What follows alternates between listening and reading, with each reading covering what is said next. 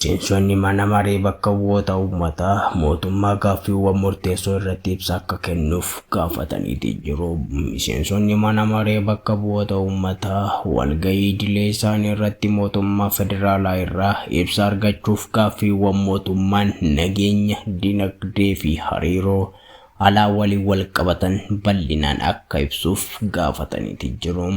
Miseensonni mana marichaa nageenya waaraa mirkaneessuu fi waliigaltee biyyaalessaa saffisiisuuf tarkaanfilee mootummaan fudhachaa jiru maal akka ta'an bal'inaan ibsuu akka qabanis gaafataniiti jiru.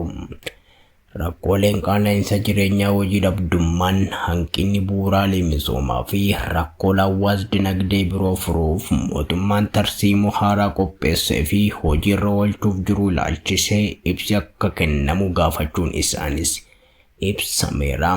Akkasumas gareewwan baandotaa fi qaamoleen faayidaa biyyoolessaa Itoophiyaa irratti miidhaa geggeessuuf socho'an irratti mootummaan tarkaanfii fudhatee ilaalchisee ibsi akka kennamus gaafatamaniiti jiru. Hariiroo alaatiin wal qabatee jeequmsa naannoo ulaa Hormuuz irraa muuxannoo argame bu'uureffachuun gaaffii karaa galaana Itoophiyaa wabii daldalaaf birmadummaa dinagdee cimsuuf mootummaan waggoota 5 dhufan keessatti tarkaanfiiwwan dippiloomaasii fi imaammata hordofu maal akka ta'an ibsuun akka barbaachisus kaasaniifiti jiru. Kana malees haala yeroo keessatti hariiroo Itoophiyaan Ijiptii, Eertiraa fi Sudaan waliin qabdu irratti mootummaan ejjennoon hordofuu qabu maal akka ta'e akka ibsus gaafataniiti jiru.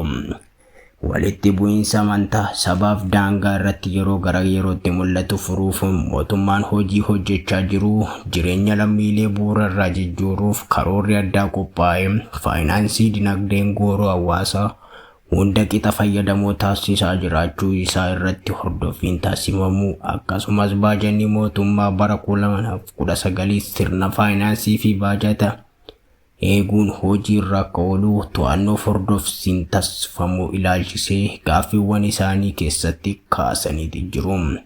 Dhumarratti rakkoolee qaala'insa jireenyaa fi qaala'insa gatii yeroo gabaabaa fi yeroo dheeraa keessatti furuuf mootummaan karoorri tarsiimoon qopheesse maal akka ta'e bal'inaan ibsuun akka barbaachisus miseensonni mana maree bakka bu'oota uummataa mootummaa gaafataniiti jiru.